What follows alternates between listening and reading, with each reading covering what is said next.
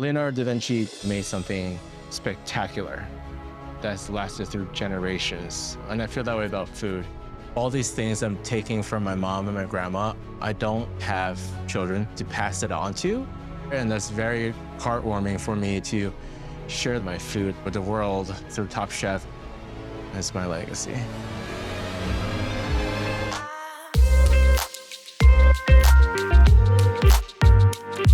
Welcome to the Eat Your Content podcast. I'm your host, Rich Herrera. Thank you for pushing play on my little podcast. I appreciate it.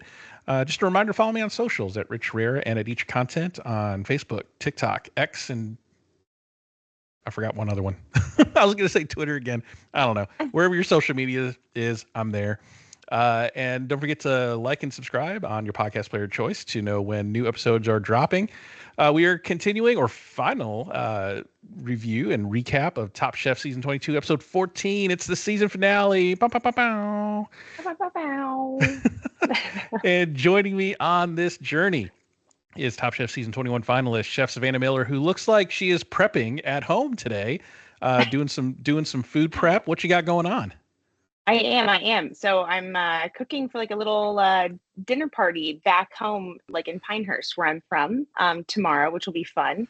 But it's 5 courses. I'm kind of just getting some minimal prep done now. You can't see it, but there's pork stock on the stove, and I'm cleaning some pink prawns. Ooh, awesome. Very nice. Yeah, and these are going to be like a little carpaccio situation, and I'm going to make an oil out of the head. But that's where we're at today. So I like any time I can prep with flippers on. Awesome. I love it. I love it. And if you've been a regular follower of their show, a few weeks ago, you were prepping at your restaurant and we had a fun little impromptu show within a show of what you're making. So it's like don't follow up. Yeah. Yeah. It's part 2. So don't be surprised if I ask you, hey, what you making? So brought out all the fun, interesting stuff, I thought. That's right. There we go. So a couple of program reminders too. This is the finale of Top Chef Season 22. So we're going to discuss all of that. And if you're like, oh no, it's the last time we're going to see Savannah. No, it's not. We are going to have Savannah back for one more episode to talk about Yes Chef, which is also done by Magical Elves. We got thoughts, we got opinions about this new cooking competition show on NBC. So be sure to tune into that. And to know when it's coming out, just hit that little bell button where you subscribe to YouTube or where you subscribe on your podcast, and you'll know when that's coming out. So we'll have Chef Savannah back one more time for everybody's enjoyment. So thank you, Chef Savannah, for giving me one more week with you. Oh my God, of course. I'm excited to, I don't know, like it's fun. Feels like a little bit of like gossipy trash talk half the time. You know what I mean? Like we're just going back and forth. We're having a good time. Like we obviously are doing all the important stuff first, and there's like 25% of silliness. And I feel like this is going to be like maybe like 50%, 70% silliness. And I'm not affiliated with it, so I'm stoked. Oh yeah. I'm so looking forward to talking about Yes Chef. It's a show. I will say that, and we'll talk about it, and looking forward to that. So make sure you tune in. But let's get back to business. We have Bailey, Shuai, and Tristan. Love the diversity of the final 3, and diversity of not just who they are, but just their POVs of cooking. I mean, you got 3 very diverse chefs cooking very diverse types of food, and you're going to get 3 distinct 4-course dinners tonight on this episode, which I loved. And to kind of prep, I did watch your 2-part finale, and then I watched this 2-part finale kind of back to back. So it's going to be kind of interesting. Yeah. Perfect. Love that. Yeah. What a great little starter course. So we're gonna talk about some of the, I won't dwell on it too much, but we'll talk a little bit about the comparison and contrast of some of the more sillier things of the 2 finales, with Wisconsin and Canada. I have a favorite one, but I'll wait. Okay. Oh, okay. All right. Just let me know when we get there. So I want to talk a little bit about the journeys of the chefs thus far. I think Bailey, let's talk about Bailey for just a second. I think in the first couple of episodes, when she got eliminated and then had to fight her way through LCK, I think the first episode she was trying to cook what she thought the judges wanted, and then going through LCK, she discovered I can embrace who I am as a chef, and it's okay, and the judges are gonna like it because it's me on a plate. And I think this is just the culmination of Bailey doing that, coming back from LCK, fighting her way through to the finale. Shuai's initially needs the money for his restaurant. They're deep in debt. I mean, who can't relate to that, especially those that run a restaurant. And then him finding his own voice and reminding him of and re-inspiring him of why he became a chef in the first place. And then Tristan really embracing his culture, using his opportunity as a to shine a light on the traditionally marginalized chefs. He's battled through his loss of his stepfather. I mean, just three really great stories. What do you think there? Yeah. Oh, I couldn't agree more. I feel like something about Bailey specifically, like, really pulled at my heartstrings.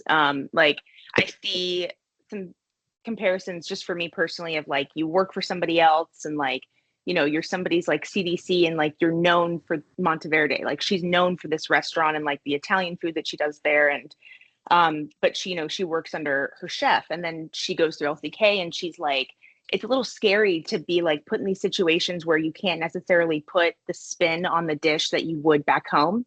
Like, this is how I would work it into this box, and this is what I do to get paid. Like, this is my job. But then you're in LCK, and it's like, nah, Tom doesn't really care. And so all of a sudden you're, like, pulling things out of your pocket, and you're doing stuff that's kind of weird, but you think it's going to be good. And then you get, like, this praise for it. And it's this, like, self-validation that, like, I'm sure she already knows she's a fantastic chef, right? But, like, when you get to get out of the box of the people that you work for and flex in that way, that's really cool to watch. And for sure, Tristan, I feel like his mission from the beginning has been very clear. The only thing that has changed is obviously, like, unfortunately, the passing of his stepfather. And I feel like that ignites more fuel in him. And Shuai, I love the vulnerability and, like, the relatability right there in the beginning. I don't know if I've ever heard anybody really say that on Top Chef. And I actually really appreciated that. And I love that at this point, you know, he was doing it for himself, but, like, when you're doing it because of debt, you're doing it for more than just yourself. And coming out of it, he's getting this, like, gift that really is for him. And that is that, like, fire that's reignited. So I don't know, I'm getting cold chills. I really love, like, hearing these stories. I'm like, can they all win? Yeah, I know, right? And we talked about this before. All three of them, even though there's only one winner, they're all going to win just through the exposure that the show gives them. I don't think Shuai, even though he didn't win 250 grand. Speaking of which, I think I may have asked this. I don't remember. Do you win if you're in second or third place? Do you get some cash? Isn't it like it's a lot less, but no? No. Oh, I thought you got a little bit of, like, consolation cash. Yeah. They got to go to Milan. That's your prize. There's your prize. You got. Well, I mean, so what Shuai did win, like, 15,000 in, like, the first part of the finale. But if you are, like, second and third runner up, like, the only time, like, I think we're just giving them big fat draft points. You don't get any. Yeah, I don't think you get any cash. If so, I'm owed some money. So, I mean, like, so I don't think Shuai's restaurant is probably going to be bursting at the seams now after this appearance, and people are going to want to try his food because of what they saw on Top Chef. So he's probably going to be okay. And then Bailey, you're talking about how Bailey kind of reminded you of yourself. She reminded me of you a lot, even down to she worked at an izakaya restaurant for a bit. I was like, oh my gosh, it's like that's like you. I was like, that's like Savannah. It's like kind of working at a Japanese place and kind of finding her feet and everything. So just a great, I love her resume, her background. Yeah, pretty cool. So I do want to, this is my first comparison and contrast with your finales and their finales. I'm bracing myself, 10 toes down. All right, let's go. That's right. So we open up this finale on this just beautiful museum, and they're walking in and they're just in awe of seeing Da Vinci's Last Supper, and they're all just identifying with different pieces of it. And they're just like, oh, it's so beautiful, so huge. You guys walked onto... Adventure? What's that? Sorry. No, go ahead. What'd you say? I said Stingray Adventure. I know. Yeah, and then you guys get to swim with stingrays and walk up on a dock and are handed what looks like blended Smurfs in a glass. For I watched yours and I watched theirs. I was like, man, I mean, I know you can't really say, like, you feel shafted, so I'll say it for you. The whole Wisconsin crew got shafted. Here's my theory on that one, right? You guys are just coming off of World All-Stars, and they blew the budget on World All-Stars, right? Having to bring in all those people, all these locations around England, the international travel for everybody. And then, okay, so we're coming back. You got a little bit less money to spend. So we're going to go to Wisconsin. Then we need Wisconsin to pay up. We need Holland America to pay up. Right. Like the entire finale for you guys was paid for by Holland America. I mean, how do you Milan isn't like asking anybody to come visit. I know. I felt so bad. I was watching back to back, and I'm like, "Oh my gosh, you guys get blue drinks, and this crew gets to tour the museum, the museum." This makes me feel better for some reason. It makes me feel better for some reason because I felt like literally last night I was like, it would have been cool to get a private viewing of the Last Supper. No kidding, a private viewing, just them three in the Museo del Cincolo Vinciano or whatever, and I'm like. I'm so sorry, Savannah. I felt so bad. I thought it was very interesting. Yeah, I was definitely like just watching and like the looks on their faces, and I was like, I remember that feeling of like scared, but I was like, I don't know. I feel like I just feel like Top Chef I'm giving Top Chef props here, right? Like I can complain. But like I think they set them up for success this time. And I'm not saying we were put up for failure last time, but not even comparing the two. If you were just to watch this episode, I think they were really set up for success to cook a fantastic meal. And I really appreciated that from a chef like point of view and like watching it as someone who literally has done it, but just more so as like it felt, I don't know, it felt very special. And it just felt like this culmination and something about seeing that painting and like it felt like they were meeting them, like the chefs and production were all on the same level of like, this is so important. This is very important. We're all going to do our best here today. Like that felt good. Does that make sense? Yeah. As a chef, I'm sure you appreciate it. As a person that has gone through it though, you're like, damn it. If I just waited one more year to apply.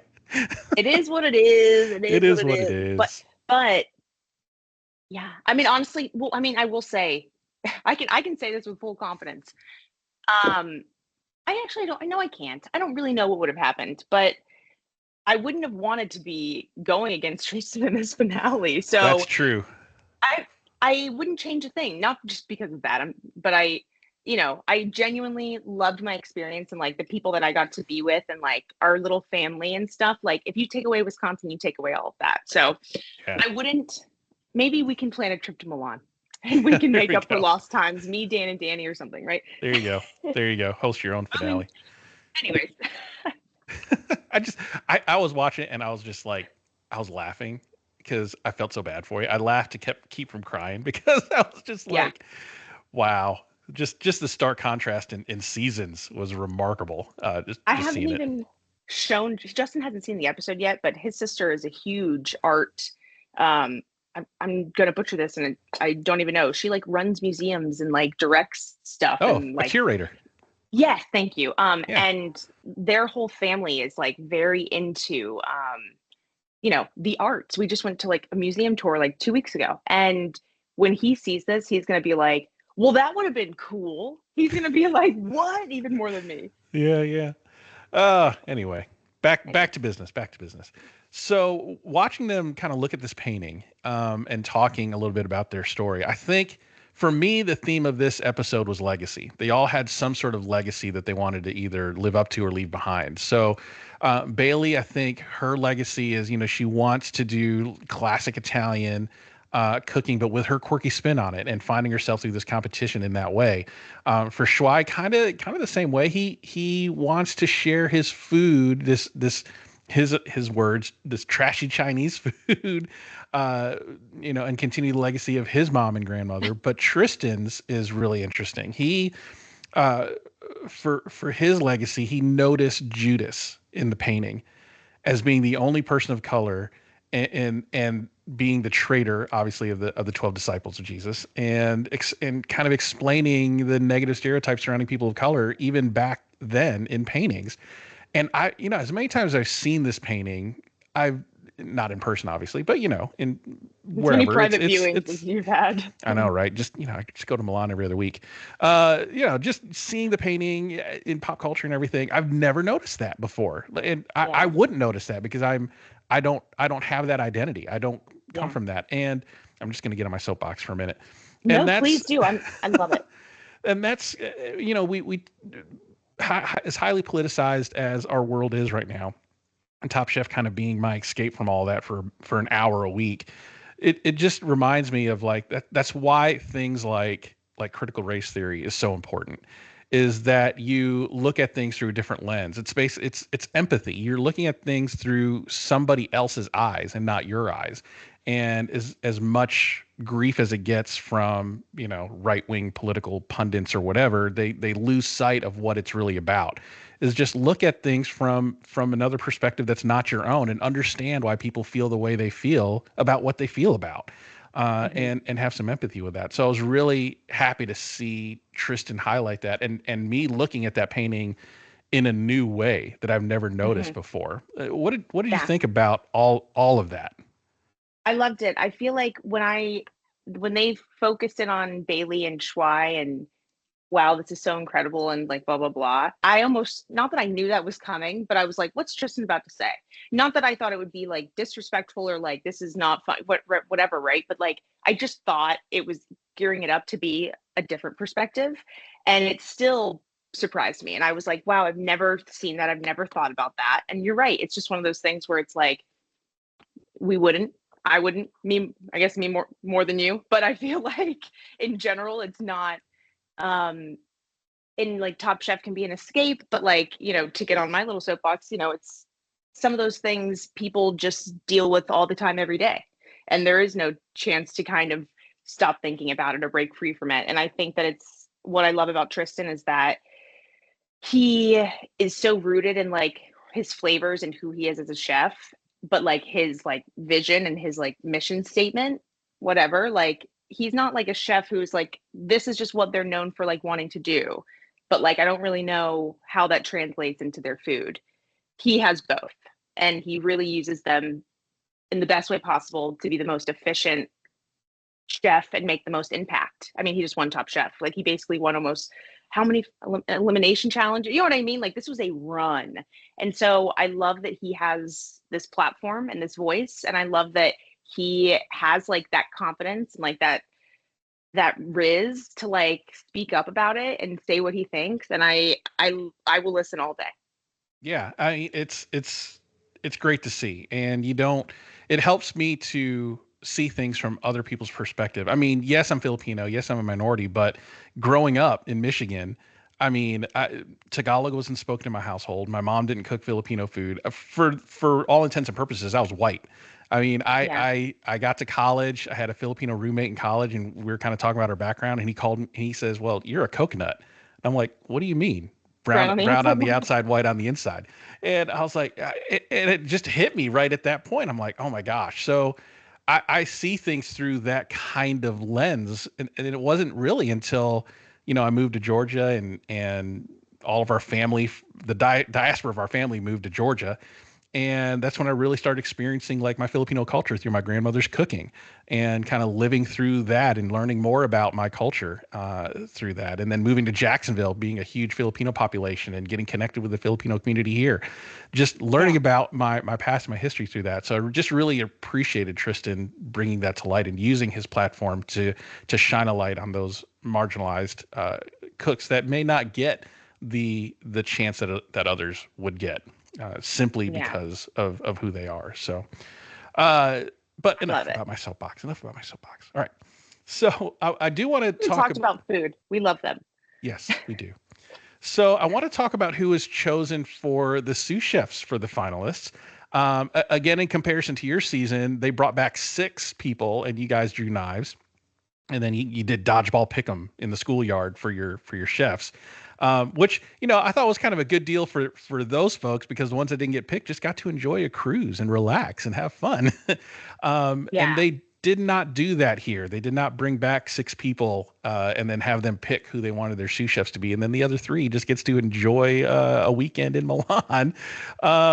So what do we think here? They obviously chose them beforehand, but we didn't get to see kind of everybody brought back. Was there anybody that you kind of wish to see again? I mean, so obviously Massimo, right? But Right. I could understand why.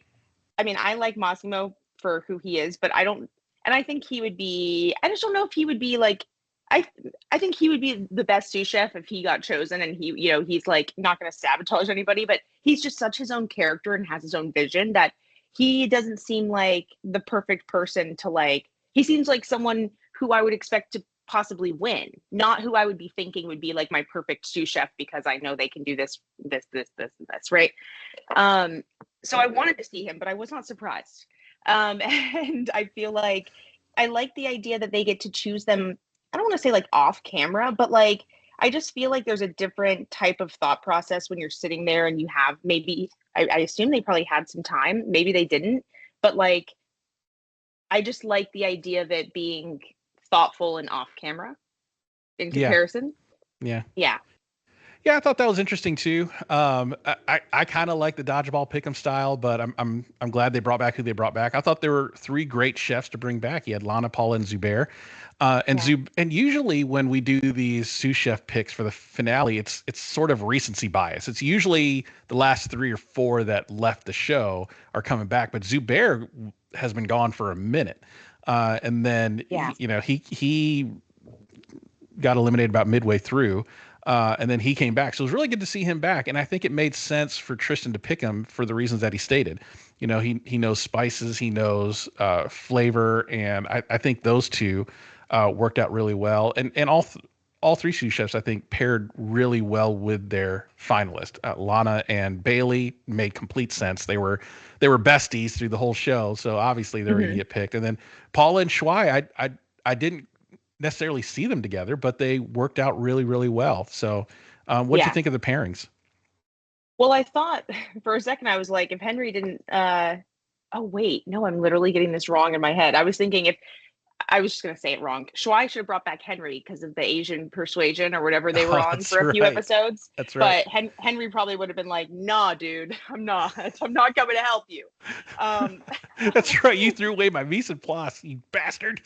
I almost said it backwards. But anyway, so yeah, I mean, Paula kind of surprised me, not because of her specifically, just because, I don't really know if I paid attention to like who Shuai was like. I feel like everyone loves Shuai.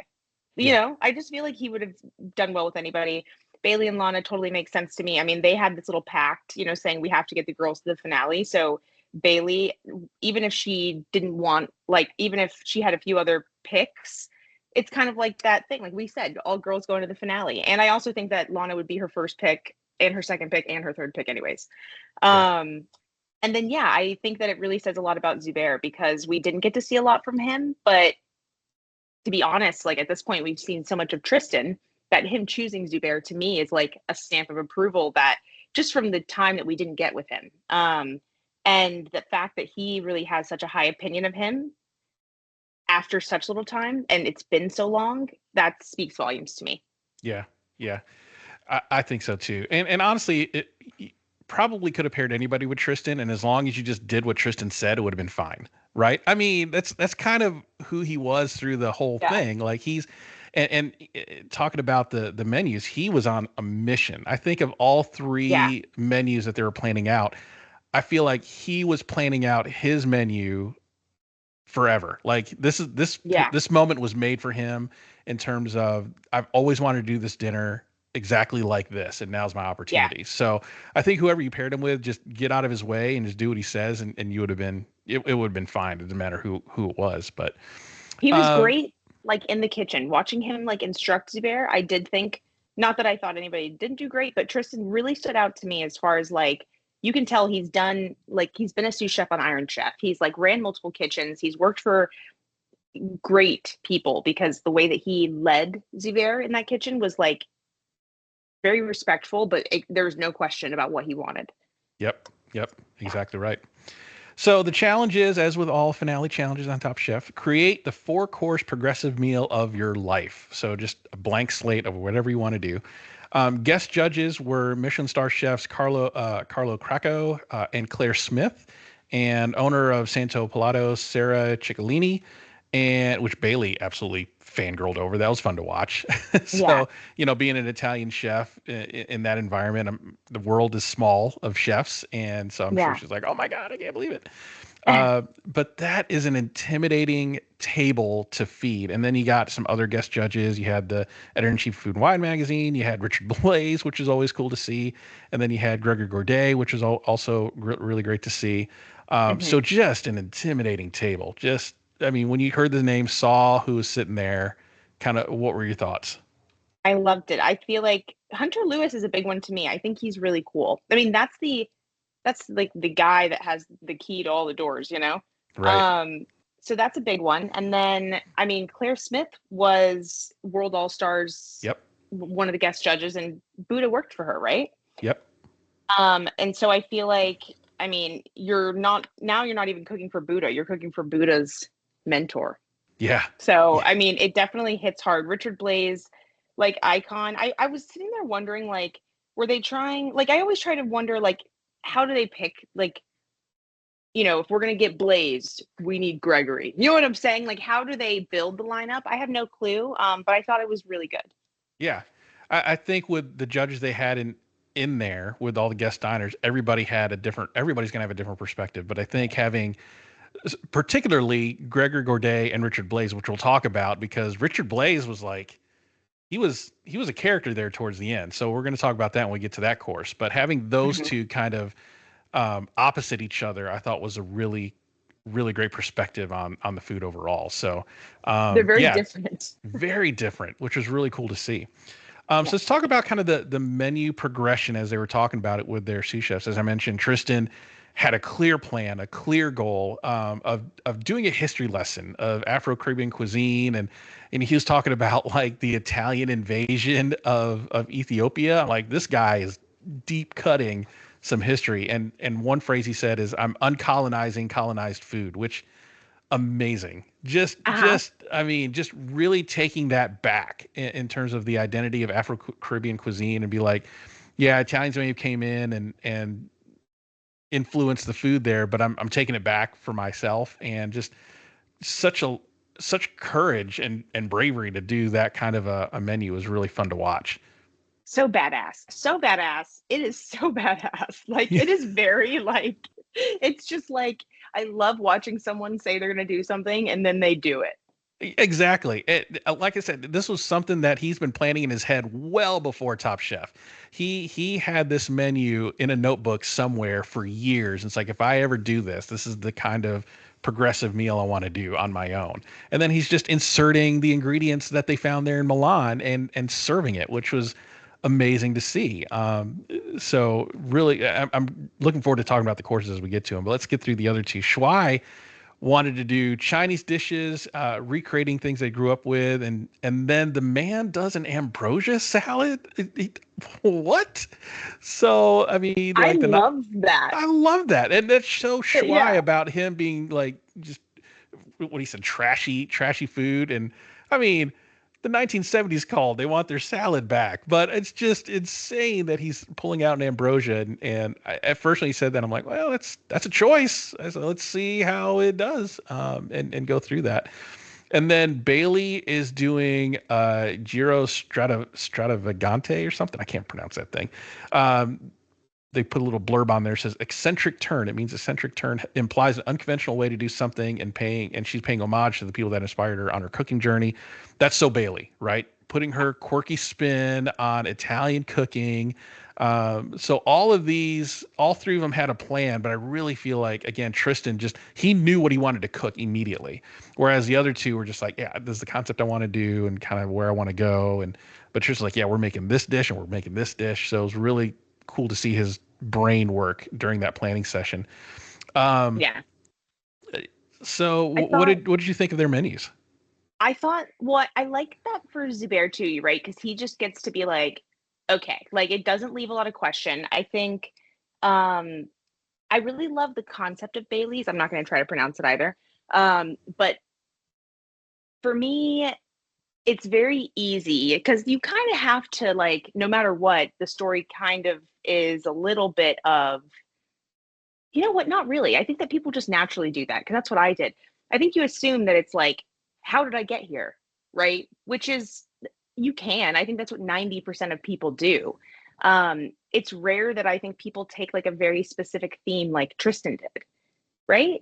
Mm-hmm. Or maybe it's just not standing out to me because it wasn't as impactful. I don't know. But like, it still was a little bit, naturally that's going to be a little bit of a story of him being like, how did I get here? Well, like, this is the story of like, where I came from and my people and like all this stuff, right? I like that Bailey did the same thing. I'm going to call out some mentors, but the whole like theme of it's eccentric and it's kind of weird. There's another thing going on. And I liked that. And I think I was not missing that from Shuai as much. It didn't feel like as much of a story. It felt like a little bit more of a restaurant wars. Like, this is our restaurant. Like, this is kind of less of a story about a person and more of a like, when you walk in, it's going to be like, and I have to do like quotation marks, trashy Chinese food. You know what I mean? But Yeah. so that for me was like, the other two felt more impactful, but Tristan's obviously, yeah. It just, I feel like I'm going to remember it for a long time. Yeah, it's interesting you say that about Shuai. Thinking back now, it does feel like he was creating like a theme restaurant versus kind of like this through line of a story. And I think Tom said it best at Judge's Table. It was like it was a collection of really good dishes, but none of them really told a story. Yeah. Um, and as I was looking at the dishes, I didn't think about that because I was looking at, wow, these dishes look really great and I want to eat them all. But then that's why they're the professionals, right? They have to find that through line in the story and not just it's a good plate of food. So we'll talk a little bit about Yeah. that as we go through the courses. So Bailey's cooking and she's again she's making something. She's making this like pasta dish that she's not done before. I don't know if you want to do that in the finale, right? She mentioned I'm cooking this is the first time I'm doing it for the finale, and I get stretching yourself for the finale, but I don't think that's where you want to go. Cooking something you've never done before. That's again one of the rules of Top Chef. Don't cook anything you've never cooked before, whether it's your first challenge or last challenge. So, what did you think of that strategy? Was that the smart call, or probably should I have thought, rethought that?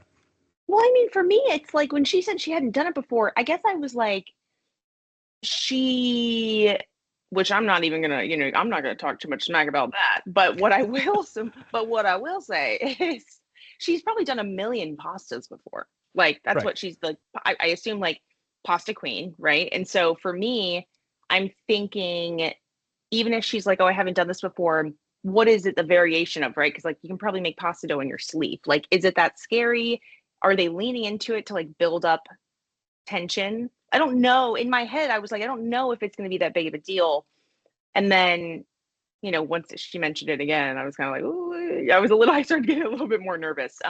So I really wasn't sure. You like, you know what I mean? Like, if you Yeah. make pasta all the time, what's the difference if you do kind of like a little bit of a variation? I guess, but it does beg the question of like, I don't really understand why you would do that anyways. If you make a bunch of pastas all the time, Right. why you Just would do just something make a different? pasta just make a pasta that you know how to do versus Yeah. trying to experiment this late in the game. So another comparison to your two-part finale and this two-part finale is after the first day of cooking, right? They tell the finalist chefs, hey, come hang out over here. We have something special planned for you. And they come in dressed to the nines. Everybody's looking great. And they're being served by Kristen, Tom, and Gail. They have cooked them some food. They're serving them some food.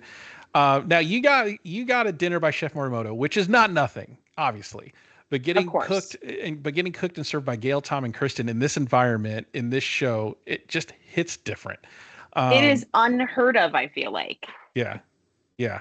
I mean, in Padma's season, I think they've done that in previous shows where Padma and Tom and Gail cooked for them at some point. But I think in this setting, as picturesque as it was in Milan, these three, and then this chef, and it's the second season of Kristen and her kind of cooking on the show for the first time outside of Dish with Kish on YouTube. Um, it I can't imagine what they were thinking or going through as they were eating this food presented to them by the judges, right? That I mean, What are your thoughts with that? Comparing it to, I mean, it's hard to compare it to Morimoto. Morimoto is an icon, and I would eat anything that Morimoto put in front of me. But being in front of these judges day in and day out for 2 months, and then having this kind of full circle moment is probably just a much more emotional moment for them. I'm sure it's extremely emotional, right? Like, I think I feel like when we got to go eat with them, but like to have them cooking someone a meal is so personal. It's so heartfelt. It's so like raw, and it's just like it's actually very vulnerable. If you think about my first thought is immediately as the judges, not that like they would ever be like, oh, I'm worried about cooking for anybody, but like I just think it's an innate human thing to like watch someone eat something you make and wonder if they like it.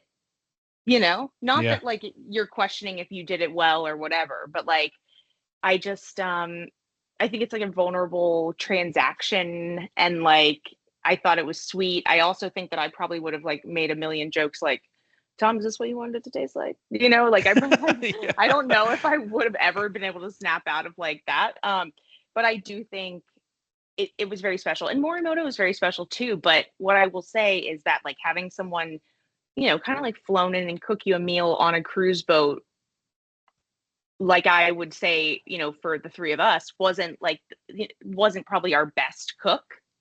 And so I love the personal time with Morimoto, but I bet that like the meal that we had pales in comparison to like what he makes at home or what he Right. makes in his restaurant setting, And so I think just being on land was quite nice. Yeah. Hey, do you still have that signed menu from Morimoto hanging up somewhere? I do. You want to see it? Oh, yeah. Really? Let me go get it right. Yeah, it's literally in the other room. Sure. Okay, hold on. Yeah. I'd love it. Well, so I have a little Top Chef box ready, Oh, cool. but this. And again, if you're listening to the audio version of this, you are missing out. This is some cool stuff. Oh wait, look how cute this is. Okay, Morimoto, Wow. That's cool.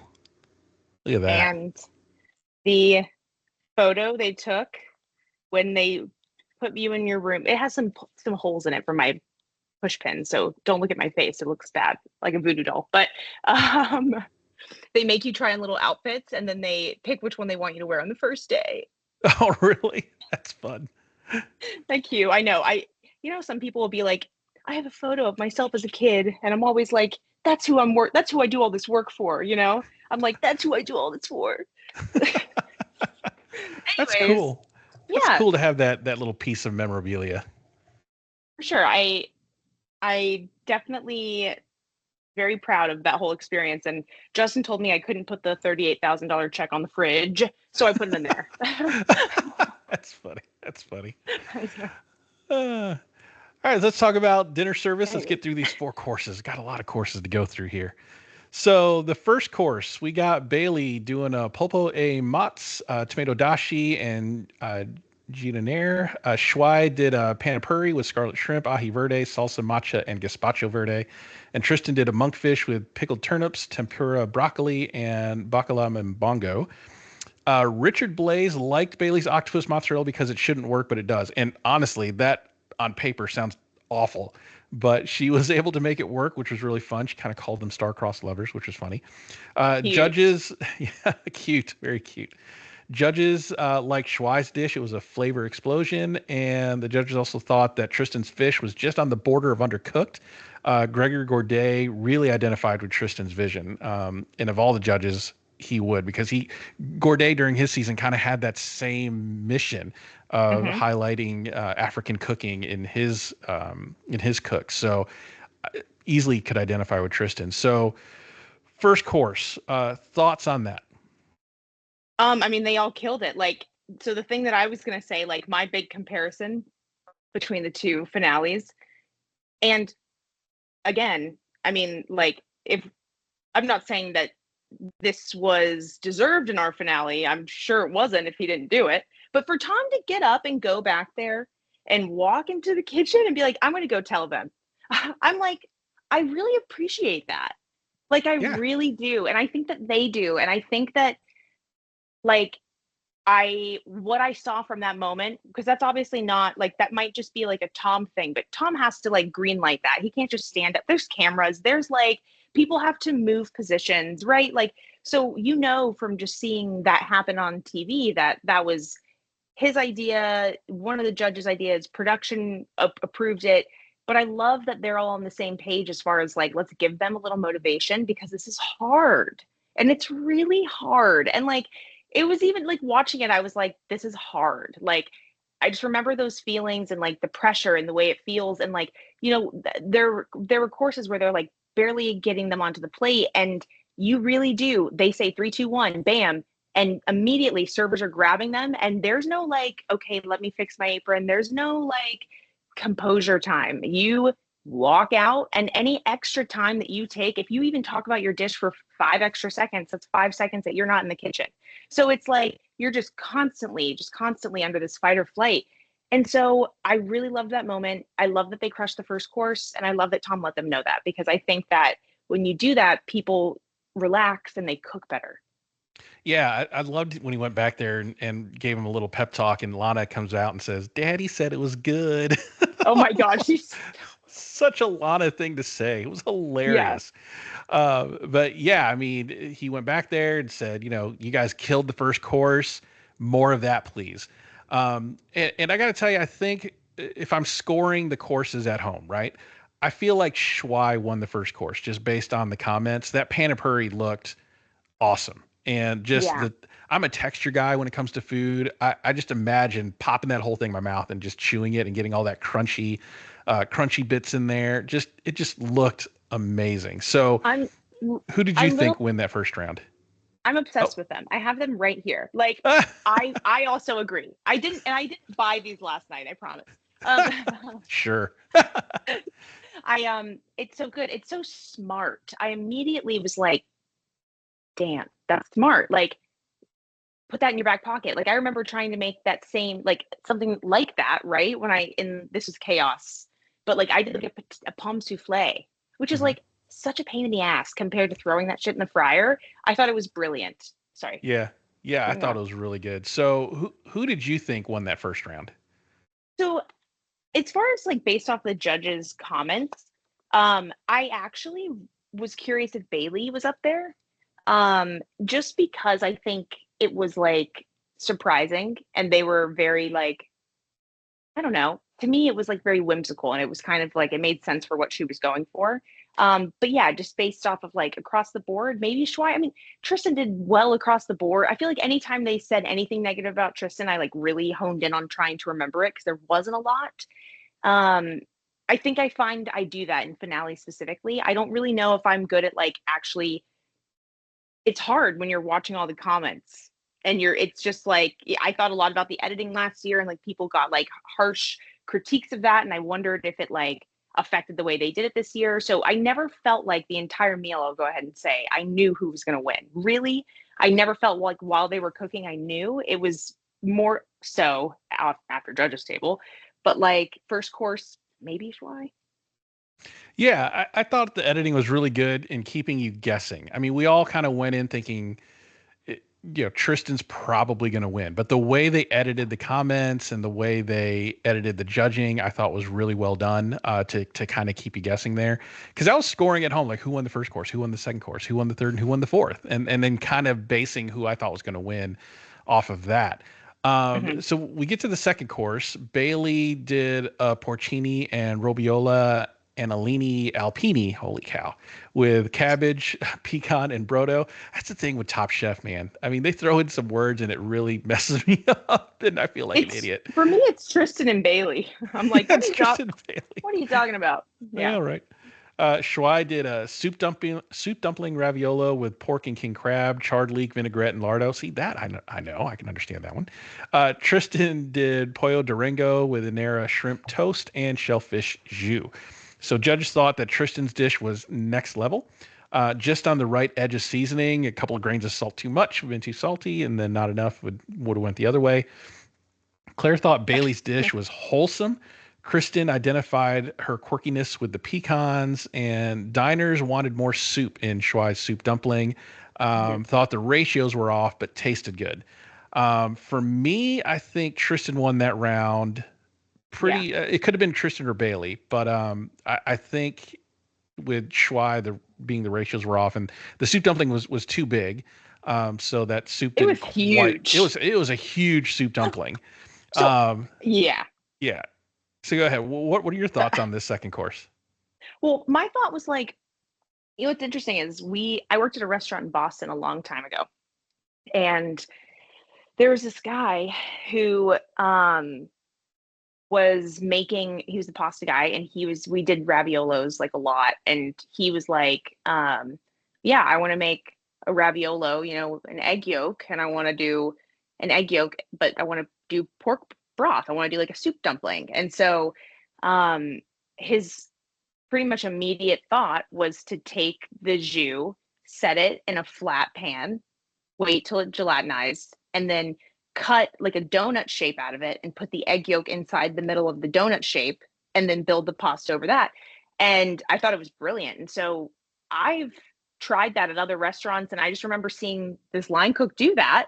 And I was like, that's pretty smart. And so when I watched him do this, I feel like I might have been, just because I worked at that restaurant and saw this one guy do it. I don't know if many people have thought about the dish before. I've thought about it a lot. And watching him do that, my first thought was, why aren't you just making a broth and doing blah, blah, blah, blah, blah? Like, I think, that would make so much more sense. Also with his issue of, poaching it versus this, it might have been steeping out the liquid. Like, you just I don't know. But when Tom was like, why would you whip it in? You should just do this. To me, that was like, that made a lot of sense. Yeah. But for Shuai, if he had this idea and was kind of still R&Ding it, it totally makes sense to me why that was like, oh, wow, what a good idea. I was worried about him in this one. Tristan definitely won it for me. Like, I kind of laughed out loud when they were like, it's like one more grain of salt and it would be salty, but like one less and it would need salt. So it's perfect, right? It's like you're just trying to not say that it's perfect and you wouldn't change a thing. It's perfect. Right. I'd be like, shut up. Yeah. Yeah. No, I thought the same thing. I'm like, I mean, that's kind of obvious, right? I mean, yeah. So yeah, I thought Tristan won that round. I think Bailey came in close second, coming out of there. I wanted to ask you this: between courses, right? So they serve a course, and then they kind of clear down and set up for the second course. How much time do you get on the timer to prep that like second course? Like after you're done serving, how much time did you get to finish the second course before serving? In the way that I understand it, they said you have 5 hours the first day, and then the next day you'll come in and you'll have 2 hours to prep before service, right? Right. And so at the beginning of that 2 hours, let's say that it's like, okay, 11, like because they probably did this this is honestly probably like a lunch, based off cameras and like needing to finish in a day. They probably did this at like 1 o'clock or 2 p.m. In my mind, if you're serving first course, I think that they're probably staggered by 20 to 30 minutes. Like, I don't think that you have a ton of time, because if you're trying to get through I think that it's probably going to be like the whole dinner is going to be like an hour and a half to 2 hours tops. Yeah. Okay. So pretty quick. Yeah. Okay. So in your season finale, like you cleared down and then you had some time to prep the second course and plate it in between each time, because you hear that timer going off in the background. I'm like, oh, I wonder how much time they get during that. So I mean, I'll be honest with you, like I did not ever once, like it just happened. Like I just remember feeling like, oh, we're in service. It's happening. Like, and looking up and being like, okay. And I never, like at one point Lana said something like, what am I going to do while I wait for you to come back? And I was like, I hope she's not joking. Like for them, I hope that that's how chill it is, but that is not what, and I don't ask Michelle, but I bet it's not how she felt either. So in your season, you're like, and thank you, judges. And then you head back to the kitchen. It's like pedal to the metal again until you hear the timer go off one more time. So I'm like, we got to start making pasta dough. No, I'm just kidding. That's funny. So third course, we have Bailey doing a blackened orata with Calabrian chili crunch, whipped tahini, Brussels sprouts, and beets. Shuai did a tangu asabuco with sweet and sour sauce, radicchio, long beans, and grits. Tristan did oxtail Milanese crepinette with Carolina gold rice grits, curry butter, and bone marrow gremolata. I got to think Tristan brought the Carolina gold rice grits with him because there ain't no way you're picking that up in Milan. uh, No, but I loved it. yes, it's such a classic dish, oxtail and grits. And of the third courses or of the third course offerings, his was the one I wanted to just dive into my TV and eat because I Yeah. love oxtail and grits. And it's him bringing out that kind of traditional uh, dish and putting the kind of the Milan spin on it for where they were was genius. So Like diners thought, the oh, sorry, go oh, ahead. sorry. The No, way that he took that dish and he made it like that was for me like the definition of taking something that is homey and comforting and very personal and you were like putting a beautiful fine dining technique driven look at what I can do spin on it. You know what I mean? Like exactly. Yeah. I mean, it's something that is traditionally rustic, and he did his fine dining thing with it, and could put it on any fine dining restaurant and charge $70 for it. So yeah. it looked really good. So let's talk about some of these other dishes. Diners thought Bailey's fish was over, and she even knew it going out of there. And you got to hate that feeling. Like she knew the fish was over. You don't have time to refire, and you're just putting it out there. And like at that point, I'm probably done. Like you can't mess up your proteins, right? Of all the things, Mhm. you can't mess up your proteins. When I interviewed Sarah Bradley for All Stars, she said the same thing about that liver. When that liver was not done, she probably had a feeling she was going to be out, especially going up against the likes of Buddha Low. So did you kind of feel that deflation too for Bailey as she was putting out what she knew was overcooked fish? Oh yeah. I mean, and I think the second they include the bit from Lana saying if I was cooking, I would want to do my own proteins, I mean, to be honest, you just know that that's already someone being like, "Hey, I'm defending myself because something's about to happen," right? Yeah. But I agree with Lana. I mean, there were moments in the regular season where people on teams asked me to cook some things for them where they weren't even necessarily like difficult or proteins, but they might have been like the star of their dish, or it might have been something that like, yo, if this isn't done exactly how you want it, we don't have any more, we don't have time. And I would always double check. I would always have that conversation like, okay, you don't want to do that. I just want to make sure because I like to get it out of the way right now. Like, it's not on me, boo. Like, I'm going to do the best I can and I'm going to whatever. But like everybody, and that just comes down to like different perspectives on doneness. I love how they're like, okay, pull it right before cooked. Like, no, medium rare or whatever, right? And so Lana's like, okay, so to Lana, she takes it to like what she thinks it is, but to Bailey, it sounds like they were probably talking about the same thing to begin with. Yeah.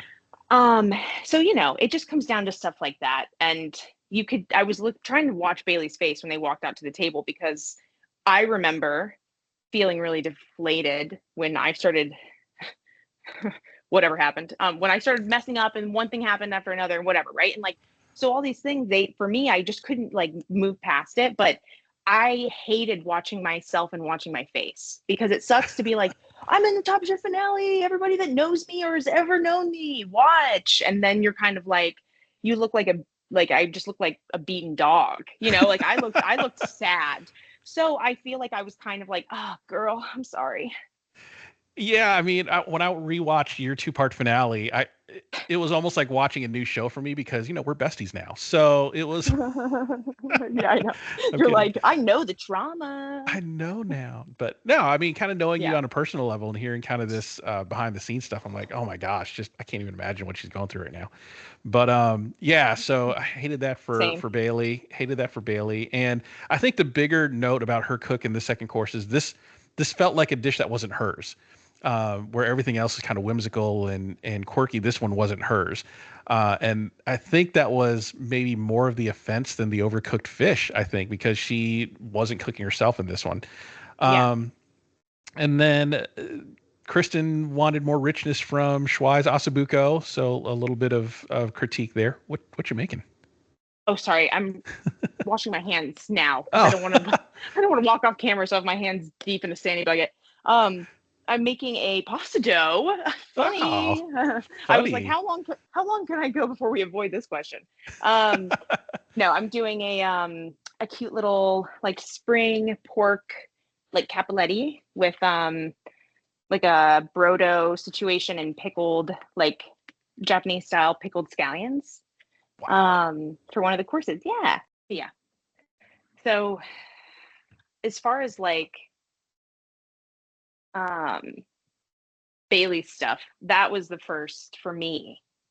I guess the fish, because like I feel like the first course with the octopus and the burrata was very like my vision, like everything is coming together. Like this is Yep. kind of like they're getting it, you know? Yeah. And then all of a sudden, I mean, I also really related to this. I feel like I kind of like I mean, I can only say how I feel about myself. I don't know if Bailey would even say that she agrees with this, so I'm not making that direct comparison. But for me in the finale cook, it was really hard to even like literally nail down what I wanted because I just felt like I like the question was so big and vast and like I felt like I did want to lean on like okay, where have I been? I've worked in Boston and North Carolina, and then here I'm going to try to bring these places in. And it's where I got a little bit lost because I was doing food that reminded me of places I worked at, not food that felt inspired from the lessons I learned there.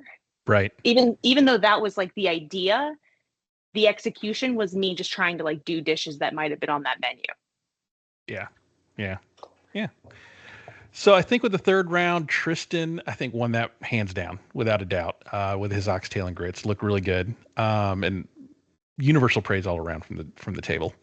So now we're at dessert. So the fourth course, we have Bailey doing a torta di pizzelle with zucca, mascarpone cream, and espresso gelato, a fancy tiramisu.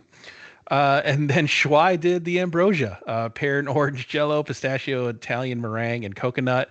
And then Tristan did a tropical root vegetable cake with chutney, charred plantain, cream, and casa reap sorbet, I think is what he said. So we talked a little bit about the ambrosia, a bold choice from Shuai that could have gone bad, because I can't think of a more dated dish than ambrosia. Like you say the word, and just like visions of housewives in the 70s and 60s just come to mind, right? Uh, Yeah. Dinner parties on the set of Mad Men during that time or whatnot. So it could have gone bad, but he pulled it off. I think they said that it was kind of light and felt it tasted good. Could have easily been dated and would have been penalized as such, but he was able to pull that off. Claire said about Bailey's dessert that she can clearly see her style now. And then I want to talk about the reaction to Tristan's dessert. So Richard Blaze came in hard, like was he seemed mad, upset. I don't know what was. I mean, he doesn't say anything. Well, I don't think he said anything. I don't think he said anything, or he did, and they didn't add it into the edit. But man, he kind of went after. He's like, I don't want an effervescent ice cream. I'm like, dude, you're at an 11. I need you to dial that down to like a 4. Like, what was going on there?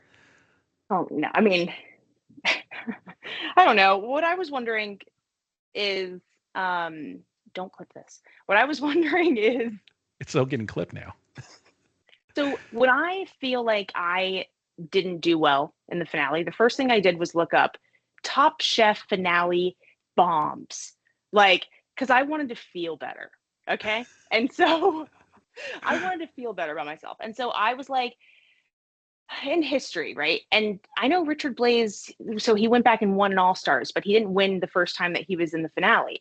And apparently that is like a very famous one of like, Oh, which I'm not in like, I didn't know that, right? Like I didn't remember that. It gave me the sense of like no one cares as much as I do because like I didn't even know that, right? But I just think of him as the winner. And so part of me was like, do you think he's just like, man, this guy's first finale and he's killing it like that? Because that's what I wondered. But I don't know. I feel like that was a very strong reaction. I think I also think it's like biased when the judges know and love Tristan and they have this, whole season of like seeing him succeed and do amazing things. I think when they know he can do 10 billion different techniques, they appreciate the refinement of him just putting two things on a plate. Or like, you know, it was a very like minimal dessert. And um I don't think it was the prettiest thing. I don't think any of the desserts were like mind-blowingly gorgeous to me. But like I will say it might come off different to someone like Richard Blaze who hasn't seen him all season and doesn't know what he's capable of because I don't know. Does that make sense a little bit maybe? Yeah, I just think he was, I don't know, he came off overly emotional about this dessert. And I kind of rewound it to watch it again. And he's like, this is when it went off the tracks for me. And I'm like, dude. But what was so funny is Carlo Cracco on the other end of it loved it. I mean, he said, hats off. This is a chef. And I'm like, it's just amazing to me how two people can eat the same thing and have diametrically opposed views of it. Now, I don't know if Carlo Cracco is just talking about the meal in general or the dessert specifically, but to juxtapose that from Richard Blaze's, you know, off the rails, I don't want this type of ice cream, you know, moment, I was like, that's crazy. Crazy. It's like a kid who gets the wrong flavor and they're like, I want a chocolate. Yeah, now that you say it that way, I can picture that now. And what I love about Kristen, and what I appreciate about Kristen as a judge is Kristen's like, I feel like Kristen's already like, well, and this is why Blaze wasn't chosen as the host, okay? Because Kristen's like, I don't like it or dislike it. I appreciate it. And it's like, you have to, there's so many things that they eat all the time that they probably don't want to eat, you know, and it's not their favorite, whatever. But if they can like see what you're doing and they have to be able to like remove their bias from it and be able to appreciate something if it's done well or if it's creative enough. And so I love how she just kind of shut that down. Yeah. Yeah, I thought that was a very diplomatic response to the two diametrically opposed views. She's like, I'm not 100% like it, don't 100% not like it. I just appreciate for what it is there in front of me. So, yeah, I thought that was really interesting. But for me, I think the winner of the fourth round, I gave it to Shuai because I think to be able to pull off an ambrosia and you know, that's a flex for me. Although Bailey, there's a case that could be made that Bailey won the fourth round because they had a lot of good things to say about her tiramisu. But to me, I mean, you pull off an ambrosia in a Top Chef finale, good for you. You know? I think doing the tiramisu, but it's like the pasta thing, right? I thought that was super creative. That's like, for me, that's playing to Tom almost. Yeah. And the ambrosia salad, I think, I mean, whether or not he was trying to intentionally like make something Kristen would fawn over, I don't know, but I think that you could easily like sit on your couch and be like, Kristen will most likely love, check. Like, you know, it's like you get to know the judges and she has like this very keen appreciation for like junk food, silly, outdated stuff like that. And I think that if you can take those flavors, like nostalgic things and give it to her, she'll love it every time. Yeah. Yeah. So by my personal count, the way I was counting this down, I had a 2-2 tie with Shuai and Tristan in their respective rounds. So this is what we were mentioning before about the editing and what they edited in and out in terms of the judges' comments and the diners' comments. I went into judges' table thinking, okay, it could be either one. It could be either one, and I'd be happy with either one. If Shuai won for his trashy Chinese and an ambrosia salad, great. If Tristan won because of his mission to highlight Afro-Caribbean cuisine and give a history lesson there, awesome win too. So I went and going, you know what? I'm happy with the result. And I felt like, you know, I think Bailey took herself out with the overcooked fish. So I immediately thought, okay, she's probably not going to win. So it's Tristan and Shuai. So we get to judge table. They're starting to discuss a lot of these things. And that's when it hit me when the judges said that Shuai's meal was a collection of good dishes, but there was no through line. And I think if you, all things being equal, and you're judging between these two, that's what's it going to come down to, because that's the point of the challenge. Make it a progressive meal, make it all make sense put together. And Shuai's wasn't that. It was just a collection of really good dishes, but they had no connection to each other or to an overarching story. Whereas Tristan, again, was a man on a mission, and his meal told a story, told a history lesson, and was clear of his vision on the plate. And that's why he won. Yeah. So we have our new Top Chef winner, with Oh! Tristan being Top Chef season 22's winner. Love that he won. He's a great ambassador for the show. I love that Zubair was his hype man there at the end. I mean, I don't think Yeah. anybody was more excited than Zubair out there in the crowd. We saw a glimpse of Caesar in there too, and I was like, "Where's everybody else?" But yeah, so it was really great. Do you agree with the win, or do you think maybe Shuai should have pulled it out, or what are your Oh thoughts on no. the overall win? I know. I mean, I based off what we saw, I think Tristan won. I think he clearly won. And I think I agree with you about like coming down to like those last final details. But he did, and unfortunately for Bailey, it is what it is. That always kind of happens. But I think if Tristan didn't win, I would wake up kind of not even gonna lie. I think I would wake up feeling like, what did I watch for the last 14 weeks Mm, then? And like it would have had to have been like, no, he really dropped the ball. Because if he just does what he's been doing this whole time, I expect him to win. yeah, the only way he would have failed is if that oxtail came out like undercooked or something, like falling flat on his face on one of the proteins, like that monkfish, for instance. He Yeah. threaded that line of it being what Tom said, undercooked in looks, but not undercooked in eating. I mean, the level of technique and expertise to be able to pull off a monkfish to be like a scallop in that way is amazing. And because he Yeah. was able to pull off those things, he would have had to have fallen flat on one of those things for Schwei to pull it out. But well deserving, and a great win for Tristan, especially what he's battled through. I mean, there was a moment in time when he was saying in his confessional there at the end that he almost quit the competition. And how Yeah. different of a show would this have been with him not in it? It wouldn't have been the same. I mean, you I, might have seen the potential three with Bailey, Schwei, and Massimo instead, right? And would have been a completely different ending. if you go down like the list of previous winners, like I do feel like he's in the, I don't know, I'm just guessing, but like probably in the greatest points of all time or somewhere close to that. Yeah, I'm looking forward to the All Star season when it's Buddha versus Tristan. Can you imagine? Shut up. That'd be dope. That would be dope. That'd be the heavyweight fight I'd want to see. Yeah. 100%. I've never even thought about that. Yeah, I mean, because we got to have another All Star season in 4 or 5 seasons, so we're got to bring him That's back, true. and so Wait, it's gonna that'd be be so great. cool. That would be so Yay. cool. We So let's did talk. it. Look at us. We did it. We did it. Made it through all 14 seasons. It was a wonderful trip, a wonderful 14th ride. season. 14 episodes. Jeez, sorry, 14 episodes. I get seasons. Everybody knows what I mean. So let's talk about the final draft point tally. So for the finale, each chef gets 15 points for just appearing in the finale, and the winner gets 30. So Bailey gets 15 for being in the finale, Schwei gets 15 for being in the finale, and Tristan gets 45 for being in the finale and winning the thing. So the final episode score the episode score is 75-0.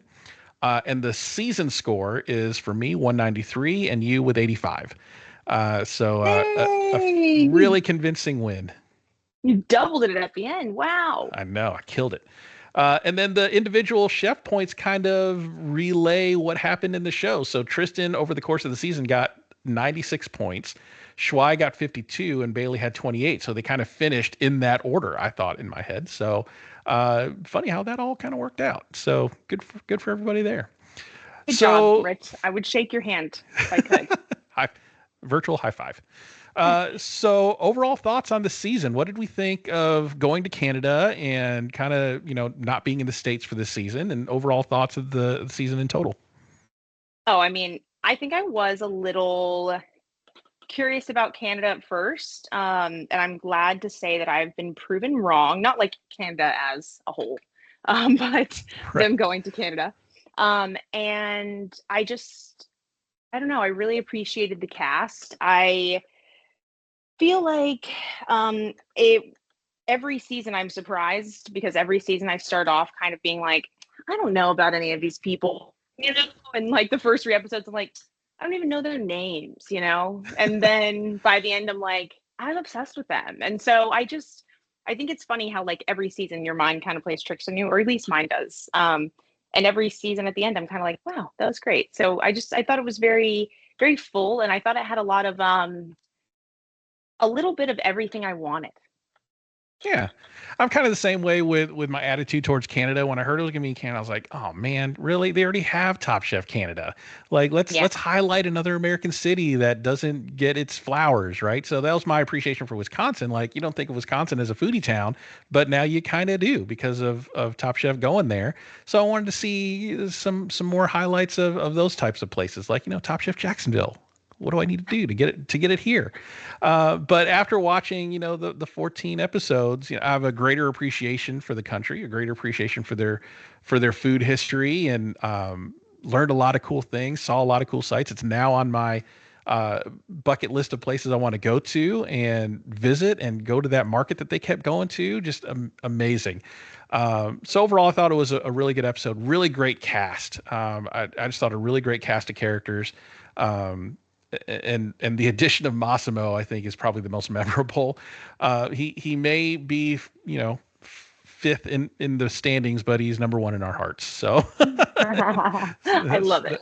That sort of thing. So again, I wanted to thank you so much for your time over the course of these last 14 weeks. You sacrificed some time to be with me and chat about the show, which I'm thrilled about.